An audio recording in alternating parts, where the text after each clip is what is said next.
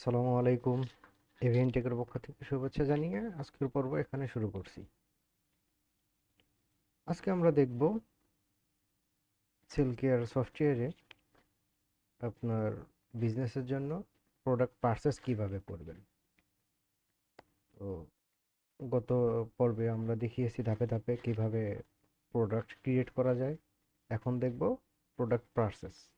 তো বাম পাশের মেনু থেকে আমরা চলে যাব পারচেস অপশনে। এখান থেকে এখানে পারচেস আসার পর দেখতে পারবো ক্রিয়েট পারচেস। তো ক্লিক করে ক্রিয়েট পারচেসের মেনুতে ঢুকে যাই ভিতরে। প্রথমে দেখতে পারবো আমরা সাপ্লায়ার অ্যাড করতে হবে।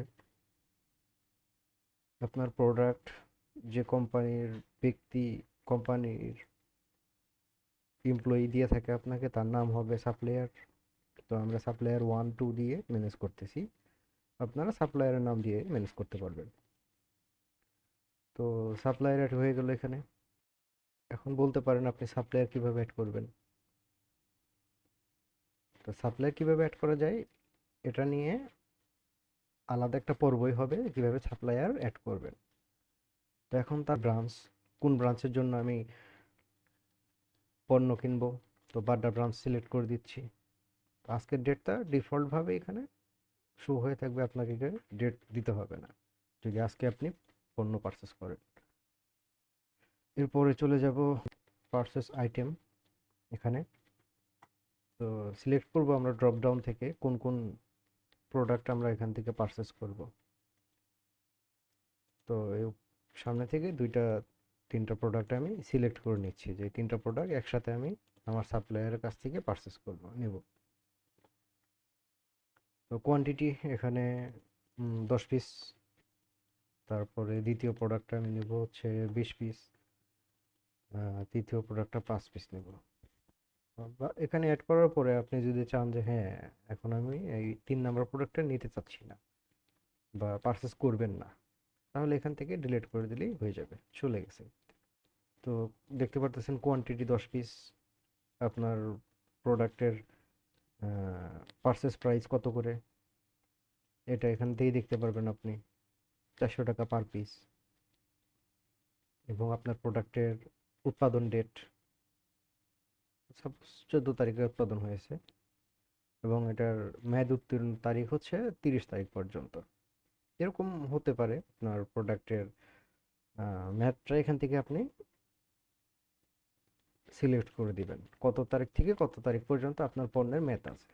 এই হিসেবে আপনাকে সফটওয়্যার অ্যালার্ট করে দিবে যে আপনার প্রোডাক্টের মেয়াদ শেষ। ওই প্রোডাক্টটা আপনি আপনার স্টোর থেকে সরিয়ে রাখবেন যাতে গ্রাহকের হাতে না যায়, কারণ একটা খারাপ প্রোডাক্ট আপনি গ্রাহককে কখনোই দিবেন না। তো এরপর দেখতে পারবো এখানে একটা আইকন দেয়া আছে, এখানে ডিটেলস দেখতে পারবেন আপনি, প্রোডাক্টের বারকোড নাম্বার, তারপর হচ্ছে বোনাস কোয়ান্টিটি, যদি প্রোডাক্ট পারচেসের সময় একটা বোনাস কোয়ান্টিটি দিয়ে থাকে সেটা আপনি এখান থেকে অ্যাড করে নেবেন। তো আমার যেহেতু কোয়ান্টিটি বোনাস নেই, আমি জিরো রাখতেছি। তারপরে কোয়ান্টিটি দেখতে পারবেন, পারচেস প্রাইস, টোটাল প্রাইস 10টা, এই কারণ 4000। যদি এক্সট্রা কোনো ডিসকাউন্ট থাকে তো সেই ডিসকাউন্ট অ্যামাউন্ট এখানে দিবেন। 10 টাকা যদি দিই, দেখেন এখানে 3990 টাকা হয়ে গেছে। তো আমার ডিসকাউন্ট যেহেতু নেই আমি দিচ্ছি না।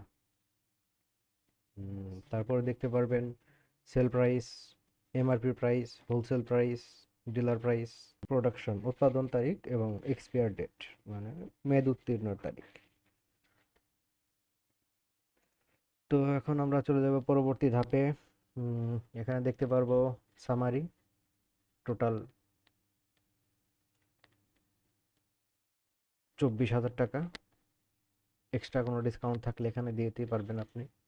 তারপরে চলে যাব আমরা পেমেন্ট সেকশনে, ক্যাশে দিব না ব্যাংকে দেবো এটা এখান থেকেই সিলেক্ট করতে পারবো। তো আমি ক্যাশ অন হ্যান্ডে মানে নগদ ক্যাশে লেনদেন করতেছি। তো সাকসেসফুল দেখছেন হয়ে গেছে। এখন আমার দেখবো প্রোডাক্টটা পারচেস হয়েছে কিনা। তো পারচেসে চলে যাব, আজকের তারিখ, হ্যাঁ আজকের ডেট, টাইম ঠিক আছে। এখন সাপ্লায়ার 1 এর কাছ থেকে কিনেছি, ঠিক আছে। তো এখান থেকে আমি দেখতে পারবো আমার কোন ব্রাঞ্চের জন্য কখন কার কাছ থেকে পারচেস হয়েছে সেই হিস্ট্রিটা এখানে দেখতে পারবো কত টাকা। তো এই হচ্ছে আমাদের পারচেস অপশন, আমরা এইভাবে পারচেস করব আমাদের সফটওয়্যারের মাধ্যমে।